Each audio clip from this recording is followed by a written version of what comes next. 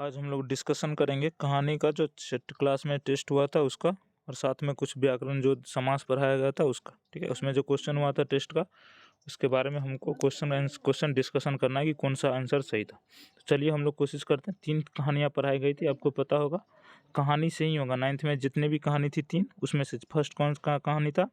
कहानी का प्लॉट। कहानी का प्लॉट जो था इसमें, उसके बारे में हमें डिस्कशन, उसी में से क्वेश्चन से आया था कहानी का प्लॉट। उसके बाद था लाल पान की बेगम। आपको पता होगा लाल पान की बेगम। लाल पान की बेगम के अंतर्गत जो कहानी पढ़ाया गया था वो, और एक और कहानी था जो सबसे अंत में था, सूखा नदी का पुल। उसके बारे में हम लोग डिस्कशन करेंगे। ठीक है, तो चलते हैं क्वेश्चन की ओर। क्वेश्चन क्या था देखते हैं। निम्न में कौन कर्मधारय समास है? तो देखिए, कर्मधारय समास में विशेषण और विशेष्य होता है, आपको पता है। उसका जो पहचानने का तरीका, उसमें विशेषण और विशेष्य होता है। तो इसमें अगर देखिएगा चक्रपाणी, तो इसमें कोई विशेषण विशेष्य नहीं है। दशानन में नहीं है, क्योंकि इसका अर्थ हो जाता है रावण। आपको पता है इसका अर्थ हो जाता है रावण। माता पिता ये तो है नहीं। श्वेतांबर इसका करेक्ट ऑप्शन था। गजानन में कौन सा समास है? तो आपको सीधा सा पता होना चाहिए कि गजानन मतलब गणेश होता है। ठीक है, गजानन गणेश जी को कहा जाता है। गजानन को अगर समास विग्रह कीजिएगा तो गज और आनन, यानी कि जिनका आनन गज के समान हो। इट मीन्स कि जिनका मुख जो है वो हाथी के मुंह के समान हो, तो उनको गजानन कहा जाता है। तो इसमें किनका है? गणेश जी का है। तो जिसका अर्थ अलग निकला वो बहुव्रीहि समास होता है, ना कि द्वंद्व, ना कि तत्पुरुष, और ना ही कर्मधारय, क्योंकि कर्मधारय में आपको पता है विशेषण विशेष्य होता है। ठीक है, तो इसका सही ऑप्शन होगा बी।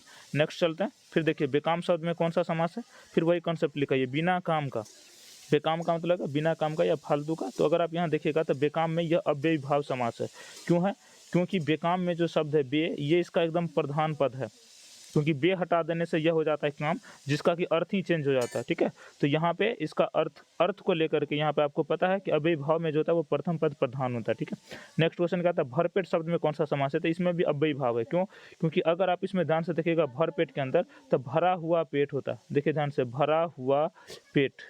भरपेट का अगर हम लोग समास विग्रह करेंगे तो इट मीन्स यह भरा हुआ पेट है। भरा हुआ पेट का मतलब क्या होगा कि अगर इसमें से भर हटा दे, तो भर हटाने के बाद क्या होगा? सिर्फ और सिर्फ पेट रह जाएगा। तो इसका अर्थ ही चेंज हो गया, क्योंकि इसमें फर्स्ट पद जो है भर, ये पद प्रधान है। आपको पता है कि अव्ययीभाव में प्रथम पद क्या होता है? प्रधान होता है। नेक्स्ट क्वेश्चन है, नेत्रहीन में कौन सा समास है? बताइए, नेत्रहीन का समास विग्रह करेंगे तो क्या होगा? नेत्र से हीन। नेत्र से हीन। नेत्र से हीन। देखिए यहाँ पे यह कारक कौन है? आपको पता है से क्या है? कारक है। कौन सा कारक है आपको कमेंट करके बताना है। ठीक है, तो इसमें जो कारक का लोप हुआ है, कारक का लोप किस में होता है? तत्पुरुष समास में। कारक का लोप तत्पुरुष समास में होता है, लेकिन यहाँ देखिए तत्पुरुष समास ऑप्शन में है ही नहीं, इसलिए इसका करेक्ट ऑप्शन होगा इनमें से कोई नहीं। ठीक है, महाविद्यालय शब्द में कौन सा समास है? तो इसमें महा जो शब्द शुरू का, यह महान की दर्शाता है। महान है जो विद्यालय, तो यहाँ पर महा जो शब्द है यह विशेषण है, और विद्यालय जो है यह विशेष है, इसलिए इसका कर्मधारय ऑप्शन सही होगा। ऑप्शन नंबर बी छठा का सही है।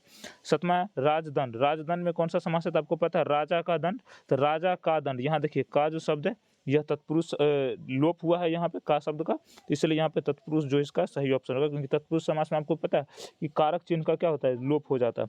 नेक्स्ट क्वेश्चन, निम्नलिखित में कौन सा वर्ण तालव्य नहीं है? ध्यान से रखें, तालव्य किनको कहते हैं? जिनका उच्चारण तालु से होता है। तो तालु से किसका उच्चारण होता है? च वर्ग का उच्चारण होता है, और तालव्य स का उच्चारण होता है। पता है, च वर्ग का उच्चारण और तालव्य स का उच्चारण होता है। लेकिन यहाँ पर अगर ध्यान से देखिएगा तो ये क का उच्चारण कंठ से होता है, इसलिए इसका ऑप्शन ये सही है। नेक्स्ट क्वेश्चन क्या? नौवां, निम्नांकित में से संयुक्त व्यंजन है। संयुक्त व्यंजन कितने होते हैं? 4 होते हैं। आपको पता है कौन कौन? अक्ष, तर, ज्ञ, स्वर। तो इसमें से ज्ञ जो है ये ऑप्शन में है, डी जो सही है।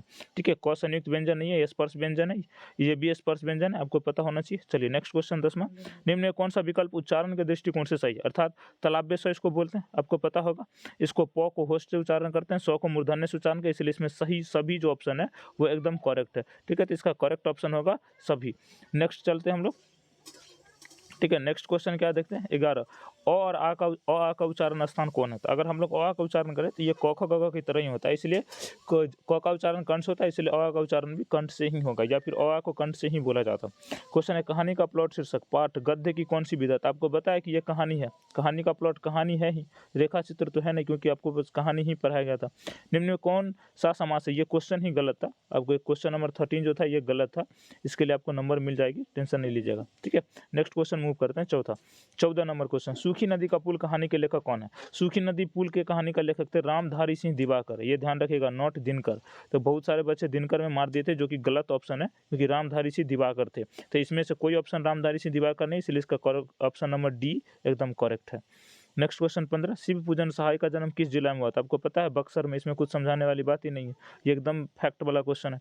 शिव पूजन सहाय जी किस प्रतिष्ठित पत्रिकाओं में संपादन का कार्य किया उन्होंने? तो इन्होंने हिमालय में किया था, आपको पढ़ाए थे, जब उनका वर्णन किया गया था तो आपको बताया गया था, ठीक है। नेक्स्ट क्वेश्चन की तरफ चलते हैं। नेक्स्ट क्वेश्चन क्या है, निम्न में कौन सा पात्र लाल पान की बेगम से नहीं जुड़ी हुई है? क्वेश्चन क्या है, निम्न में से कौन सा पात्र लाल पान की बेगम से नहीं जुड़े? तो लाल पान की कहानी आप पढ़े होंगे तो उसमें आपको पता होगा कि लाल पान की बेगम में जो है वो बिरजू भी होता, क्योंकि बिरजू की माँ पर ही सारा कहानी आधारित है, चंपिया उनकी बेटी, और ये भगजोगनी जो है ये आपको दिखाया गया था शिव पूजन सहाय जी के द्वारा लिखा हुआ कहानी के प्लॉट में भगजोगनी, ठीक है। जंगी की पुतौह भी उसमें ही थी। तो क्वेश्चन कर रहा है नहीं जुड़ी हुई है, तो नहीं जुड़ी है तो कौन सा? भगजोगनी। कह रहा है चतुर्भुज में कौन सा समास? अब इसमें बहुत सारे बच्चों को दिक्कत है कि चतुर्भुज तो सर इसमें कुछ और समास होना चाहिए। देखिए चतुर्भुज में ना शुरू का अंक जरूर इसमें संख्या है, तो संख्या होता है, देखिए ध्यान से समझिए, चतुर्भुज में शुरू वाला अंक जरूर इसका अर्थ 4 होता है, लेकिन अगर यहाँ ध्यान से देखिएगा तो ये 4 वाला कौन सा होगा? द्विगु समास होगा, आपको पता होना चाहिए द्विगु, लेकिन इसमें ऑप्शन में है द्विगु नहीं है। तो फिर तो चतुर्भुज का अर्थ क्या होता है? एक और अर्थ होता है चतुर्भुज का, जिनको हम लोग 4 भुजा वाले कहते हैं। तो जिनका 4 भुजा उनको क्या कहा जाता है? 4 भुजा वाले को क्या कहा जाता है बताइए? विष्णु जी कहा जाता है। तो आप इसका देखिएगा तो चतुर्भुज का अर्थ कुछ और निकलता है, इसलिए इसमें बहुव्रीहि समास जो है इसका करेक्ट ऑप्शन होगा, क्योंकि बहुव्रीहि समास उस शब्द को कहा जाता है जिसका कुछ अलग ही अर्थ निकल जाता हो। क्वेश्चन नंबर 19, निम्न में कौन बहुव्रीहि समास का उदाहरण है? देखिए फिर वही क्वेश्चन है, बहुव्रीहि समास, जिसका सही ऑप्शन होगा लंबोदर, क्योंकि इसी से मिलता जुलता एक और समास था, आपको बताए थे, सॉरी पीताम्बर नहीं, पीताम्बर तो उसका अलग था, लंबोदर था, और इसका जिसको, क्योंकि लंबा है जिनका उदर, ठीक है। लंबोदर किनको कहा जाता है? गणेश जी को। तो लंबोदर कहने से किनका अर्थ निकलता है? गणेश जी का अर्थ निकलता है, क्योंकि इसका पूरा का पूरा अर्थ चेंज हो जा रहा है, इसलिए यह बहुव्रीहि समास है। अगला चिड़िया का पर्यायवाची शब्द नभचर और खग दोनों होता है, इसलिए दोनों ऑप्शन सही है, ठीक है। ये चिड़िया का पर्यायवाची शब्द, इसमें समझाना क्या है? सुबह का चिराग होना मुहावरे का अर्थ होगा मर जाना, ना कि सूरज देखना, सुबह होना, आग जलाना, ये सब कुछ नहीं। कृत्रिम का विलोम क्या? अब इसमें ना आपको करेक्ट सुनना था, क्योंकि सब में यहाँ एक प्राकृतिक लिखा है, यहाँ प्राकृतिक है, यहाँ प्रकृति है और यहाँ प्राकृतिक है, तो आपको यह चुनना था कि कौन सा होगा, ठीक है। कृत्रिम का क्या होगा? तो प्राकृतिक होगा, ऑप्शन नंबर ए सही था। इसमें थोड़ा सा डिस्टर्बेंस हो गई थी बच्चे, क्योंकि इसमें बहुत सारे बच्चे प्रकृति में टिक लगा दिए थे। क्वेश्चन नंबर 23 क्या? आगे नाथ न पीछे पगहिया लोकोक्तियों का अर्थ क्या है? तो इसका अर्थ है स्वतंत्र रहना, कहते हैं ना आगे नाथ न पीछे पहिया, पीछे हम लोग यहाँ एक लोकोक्ति चलती है इस तरीके से, आगे नाथ न पीछे पगहिया, कुछ इस तरीके का चलते हैं, अब हमें ध्यान में नहीं आ रहा है, तो उसका अर्थ होगा स्वतंत्र रहना। अगला उग्र का विपरीतार्थक शब्द होगा, इसका अर्थ होता है सौम्य। उग्र मतलब होगा कि एकदम तेजी से गुस्सा में आकर के कोई काम किया जाता है, लेकिन इसका जो मेन विपरीतार्थक शब्द होता है उसका होता है सौम्य, तो इसीलिए यहाँ शांत, तो इसका सही ऑप्शन होगा, ठीक है। क्वेश्चन नंबर 25 का, बुच्चीदाय और कलेसर के बीच संबंध था, चचेरी भाई बहन का था, ये ध्यान रखिएगा। बुच्चीदाय और कलेसर ये दोनों चचेरी भाई बहन थे, ना कि पर्सनल भाई बहन थे, ठीक है। निम्न में कौन सा अंतस्थ व्यंजन? अंतस्थ व्यंजन कितने होते हैं बताइए?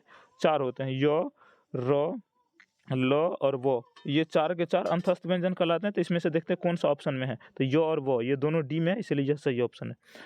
वर्णमाला में संयुक्त व्यंजन कितने हैं? आपको पता होना चाहिए, संयुक्त व्यंजन भी 4 होते हैं, अक्षतर और ज्ञ, अक्षतर और ज्ञ, अक्षतर और ज्ञ, अक्षतर ज्ञ और सर, ये 4 होते हैं, इसलिए इसमें जो ऑप्शन होगा ये सही होगा 4। करण तत्पुरुष समास में किसका लोप होता है? तो आपको पता है कर्ता ने कर्म को करण से या के द्वारा, तो यहाँ होगा के द्वारा, ठीक है। नेक्स्ट चलते हैं, हिंदी वर्णमाला में स्पर्श व्यंजन की संख्या कितनी है? 25 है, आपको पता होनी चाहिए, तो इसका ऑप्शन नंबर ए बिल्कुल करेक्ट है। निम्न में किस वर्ग का उच्चारण तालु से होता है? आपको पता है क वर्ग का कंठ से होता है, ठीक है। चौ वर्ग का इसमें किससे होता है बताइए? चौ वर्ग का उच्चारण किससे होता है? तालु से होता है, ठीक है, वेरी गुड। टॉ वर्ग का मुर्दा से और तो वर्ग का दांत से, तो ये ध्यान रखिएगा, इसका करेक्ट ऑप्शन सी है। नेक्स्ट चलते हैं, नेक्स्ट अब है ही नहीं, 30 तो ही ऑब्जेक्टिव था, उसके बाद इसमें टोटल सब्जेक्टिव क्वेश्चन था, इसको आप देखिएगा बना के, ठीक है, फिर से आप बना लीजिए, क्योंकि ये सारी क्वेश्चंस इंपॉर्टेंट थी जो आपको बता दिया गया था। कुछ ग्रामर्स के भी पार्ट थे, उसका दीर्घ उत्तरीय प्रश्न था, टोटल 25 मार्क्स का, जिसमें पहला कहानी का प्लॉट, कहानी का सारांश लिखे, हम आपको क्लास में ही बताते हैं कि समरी कैसे लिखा जाता है, ठीक है। सचमुच अमीरी की कब्र पर पनपी गरीबी बड़ी जहरीली होती है का आशय स्पष्ट कीजिए, ये सारा क्वेश्चन आपको बता दिया गया था। तो अब हम लोग मिलेंगे नेक्स्ट वीडियो में नेक्स्ट टेस्ट वाले क्वेश्चन को डिस्कशन के साथ, तब तक के लिए जय हिंद।